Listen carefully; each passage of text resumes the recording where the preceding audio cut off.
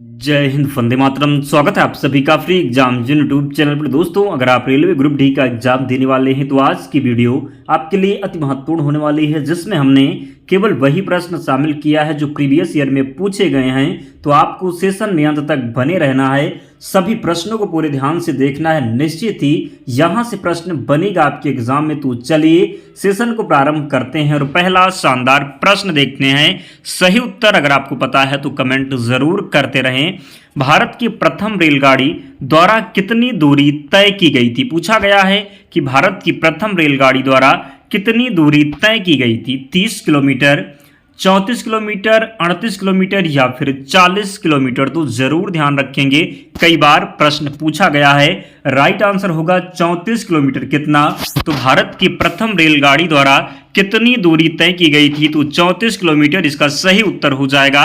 अगला प्रश्न है, भारत में सबसे पहले ट्रेन कहां चली थी? आपसे पूछा गया है कि भारत में सबसे पहले ट्रेन कहां चली थी।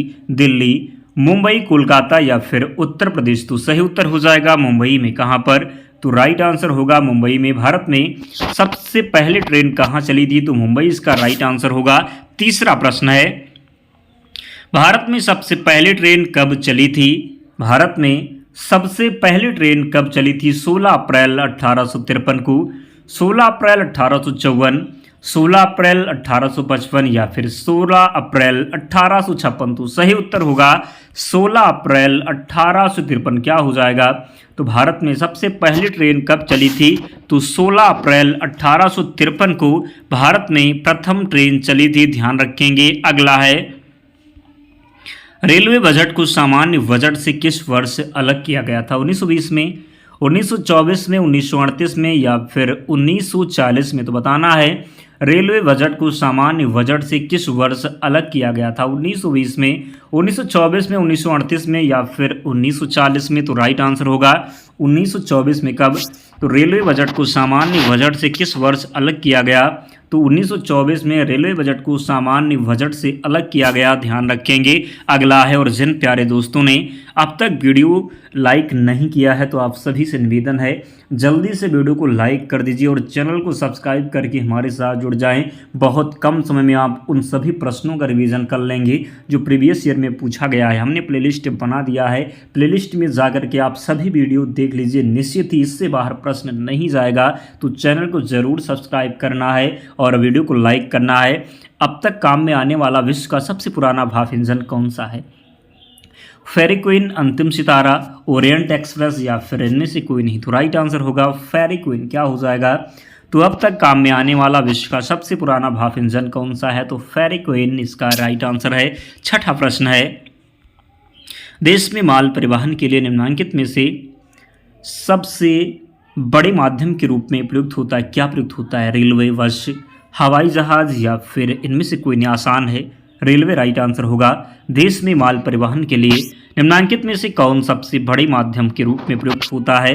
तो सही उत्तर हो जाएगा रेलवे। ध्यान रखेंगे, गलती नहीं करेंगे। सातवां प्रश्न है, भारत और पाकिस्तान के बीच चलने वाली रेलगाड़ी का नाम बताइए। सद्भावना एक्सप्रेस, समझौता एक्सप्रेस, सदाई सरहद एक्सप्रेस या फिर विवेक एक्सप्रेस। तो सही उत्तर क्या होगा? समझौता एक्सप्रेस इसका राइट आंसर होगा। क्या?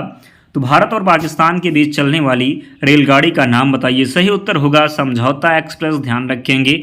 अगला है, 9 नवंबर 2017 को भारत और बांग्लादेश के मध्य कौन सी नई ट्रेन की शुरुआत हुई थी? समझौता एक्सप्रेस, बंधन एक्सप्रेस, सद्भावना एक्सप्रेस या फिर विवेक एक्सप्रेस। तो बताना है कि 9 नवंबर 2017 को भारत और बांग्लादेश के मध्य कौन सी नई ट्रेन की शुरुआत हुई थी? तो सही उत्तर हो जाएगा बंधन एक्सप्रेस। क्या होगा? तो राइट आंसर होगा बंधन एक्सप्रेस। 9 नवंबर 2017 को भारत और बांग्लादेश के मध्य कौन सी नई ट्रेन की शुरुआत हुई थी? तो राइट आंसर हो जाएगा इसका जो सही उत्तर होगा बंधन एक्सप्रेस। क्या होगा? तो बांग्लादेश के साथ बंधन एक्सप्रेस और पाकिस्तान के साथ जो होगा यह समझौता एक्सप्रेस होगा। ध्यान रखेंगे। अगला है, केंद्र सरकार द्वारा शुरू की गई सुशासन एक्सप्रेस किन दो शहरों के मध्य चलती है? बताना है। क्या होगा सही उत्तर? ग्वालियर और गोंडा, ग्वालियर और पटना, गोंडा और पटना या फिर गोंडा और समस्तीपुर। तो सही उत्तर आपको ज़रूर पता होगा क्या होगा। केंद्र सरकार द्वारा शुरू की गई सुशासन एक्सप्रेस किन दो शहरों के मध्य चलेगी? तो राइट आंसर इसका हो जाएगा ग्वालियर और गोंडा। क्या होगा? तो सही उत्तर होगा ग्वालियर और गोंडा। अगला है, भारतीय रेलवे कितने जोन में विभाजित है? बताना है भारतीय रेलवे कितने जोन में विभाजित है? 17, 18, 19 या फिर 20। तो सही उत्तर होगा भारतीय रेलवे कितने जोन में विभाजित है? तो 18 इसका राइट आंसर होगा। क्या होगा? तो 18 इसका सही उत्तर होगा। अगला है,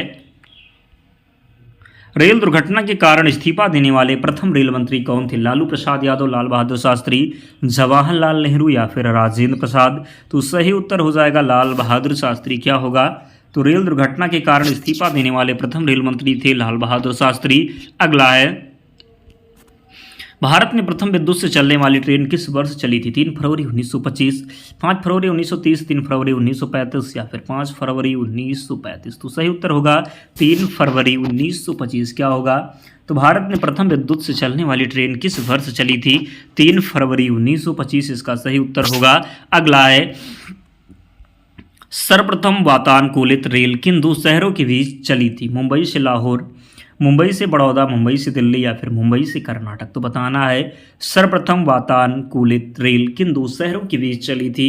तो सही उत्तर होगा मुंबई से बड़ौदा। क्या होगा? तो मुंबई से बड़ौदा इसका राइट आंसर होगा। ध्यान रखना है, गलती नहीं करना है।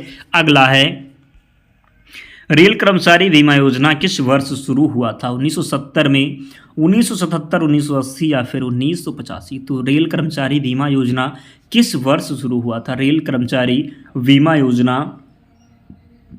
किस वर्ष शुरू हुआ था? तो सही उत्तर हो जाएगा 1977 में। कब?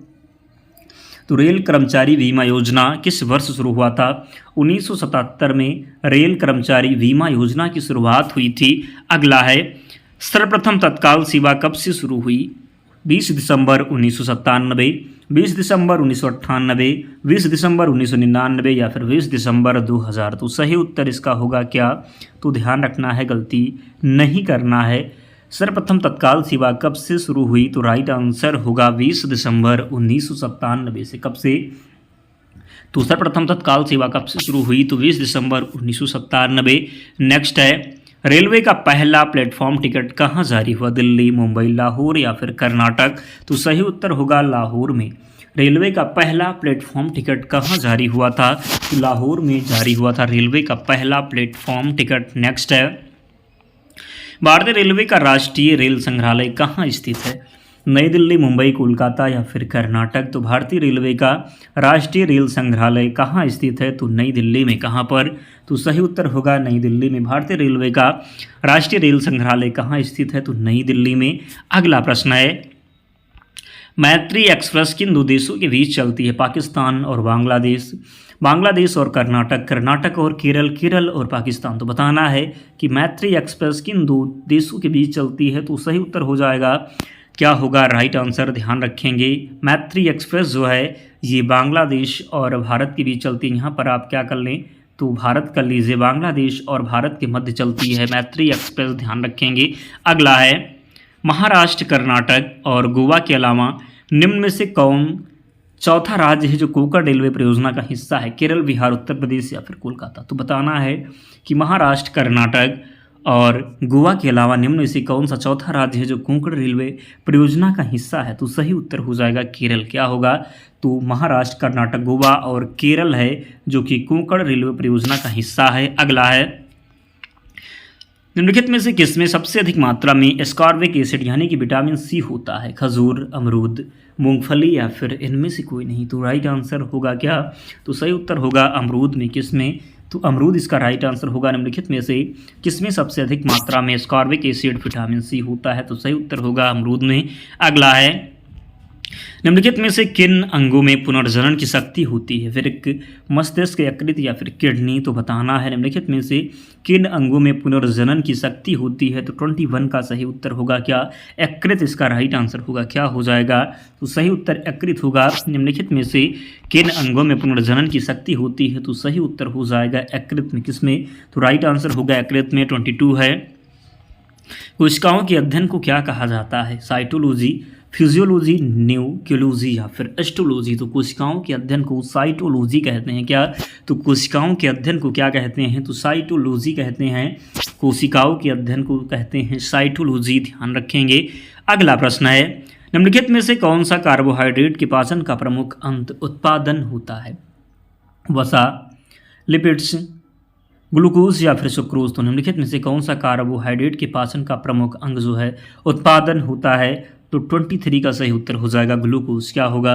तो निम्नलिखित में से कौन सा कार्बोहाइड्रेट के पाचन का प्रमुख अंग जो है उत्पादन होता है? तो सही उत्तर हो जाएगा ग्लूकोज। नेक्स्ट है, कॉलरा रोग किसके द्वारा होता है? बैक्टीरिया, वायरस, कीटों द्वारा या फिर इनमें से कोई नहीं। तो कॉलरा जो रोग है ये किसके कारण होता है? तो ध्यान रखेंगे, कॉलरा जो है ये बैक्टीरिया के कारण होता है। किसके कारण? तो बैक्टीरिया के कारण कह सकते हैं। अगला है, मुंह का पीएच मान कितना होता है जिससे दांतों का टूटना शुरू हो जाता है? 5.5 से अधिक, 5.5 से कम, 4.5 से कम या फिर 4.5 से अधिक। तो सही उत्तर क्या होगा? 5.5 से जब कम हो जाता है, तो जब मुंह का पीएच मान 5.5 से कम हो जाता है तो दांतों का जो है टूटना शुरू हो जाता है। तो सही उत्तर होगा 5.5 से कम। नेक्स्ट है, ऑक्जेलिक एसिड का एक प्राकृतिक स्रोत क्या है? खट्टा दूध, टमाटर, चीटी डंक या फिर इनमें से कोई नहीं। तो बताना है कि ऑक्जेलिक एसिड का एक प्राकृतिक स्रोत क्या है? तो 26 का राइट आंसर होगा टमाटर। क्या होगा? तो राइट आंसर हो जाएगा टमाटर। ध्यान रखेंगे, ऑक्जेलिक एसिड का एक प्रमुख स्रोत क्या है? तो टमाटर इसका राइट आंसर होगा। अगला है, परमाणु से प्राप्त ऊर्जा को क्या कहते हैं? रासायनिक ऊर्जा, सौर ऊर्जा, नाभिकीय ऊर्जा या फिर विद्युत ऊर्जा। तो परमाणु से प्राप्त ऊर्जा को क्या कहते हैं? राइट आंसर होगा क्या? नाभिकीय ऊर्जा होगा। क्या? तो परमाणु से प्राप्त ऊर्जा को क्या कहते हैं? नाभिकीय ऊर्जा कहते हैं। परमाणु से प्राप्त ऊर्जा को क्या कहते हैं?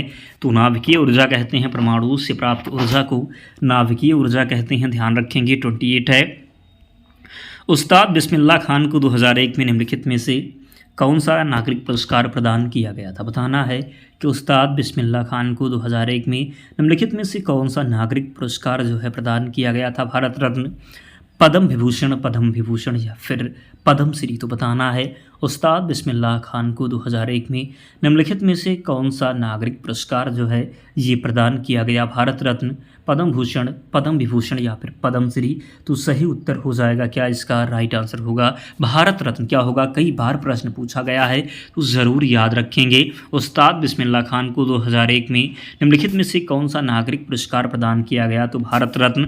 29 है और सेकंड लास्ट प्रश्न है। तो जिसने भी अब तक वीडियो को लाइक नहीं किया है, निवेदन है जल्दी से वीडियो को लाइक कर दीजिए। क्षेत्रफल की दृष्टि से विश्व का छठा सबसे बड़ा देश कौन सा है? चीन, ब्राज़ील, ऑस्ट्रेलिया या फिर कनाडा। तो क्षेत्रफल की दृष्टि से विश्व का छठा सबसे बड़ा जो देश हो जाएगा ये ऑस्ट्रेलिया है। क्या है? तो ऑस्ट्रेलिया है। आपको ध्यान रखना, 7वें नंबर पर भारत है। किस प्रकार ध्यान रखेंगे? तो रुक चीन, क्या लिखेंगे? तो रुक चीन अब आया भारत, रुक चीन अब आया भारत। तो रा से रूस हो गया, का से कनाडा हो गया, यानी कि रूस पहले नंबर पर है, कनाडा जो है दूसरे नंबर पर है, चीन तीसरे नंबर पर है। तो इस प्रकार आपको ध्यान रखना है, रुक चीन अब आया भारत। तो आपको याद रहेगा, आप कभी गलती नहीं करेंगे। अगला है, कृषि भूमि के उत्तराधिकार के संबंध में शुल्क संविधान की किस सूची के अंतर्गत आता है? संघ सूची, राज सूची, समवर्ती सूची या फिर इनमें से कोई नहीं। तो कृषि भूमि के उत्तराधिकार के संबंध में शुल्क संविधान की किस सूची के अंतर्गत आता है? संघ सूची, राज सूची, समवर्ती सूची या फिर इनमें से कोई नहीं। तो राइट आंसर होगा कृषि के उत्तराधिकार के संबंध में शुल्क संविधान की किस सूची के अंतर्गत आता है? तो सही उत्तर हो जाएगा राज्य सूची। क्या? तो राइट आंसर होगा राज्य सूची। ध्यान रखेंगे, गलती नहीं करेंगे। तो दोस्तों 30 प्रश्न थे। आप लोग कमेंट करके बताइए कि आपका स्कोर क्या रहा, कितने प्रश्न आप सही कर पाए, ज़रूर कमेंट करके बताएं। और इसकी PDF के आप लोग टेलीग्राम चैनल से जुड़ जाना, लिंक डिस्क्रिप्शन बॉक्स में है, या फिर आप टेलीग्राम पर जाएंगे और सर्च करेंगे फ्री एग्ज़ाम जोन, आपको चैनल मिल जाएगा, ज्वाइन हो जाना, वहाँ पर आपको सारी PDF मिल जाएगी। तो मिलते हैं नेक्स्ट वीडियो में, तब तक पढ़ते रहिए, ध्यान रखिए अपना, स्वस्थ और सुरक्षित रहिए। जय हिंद।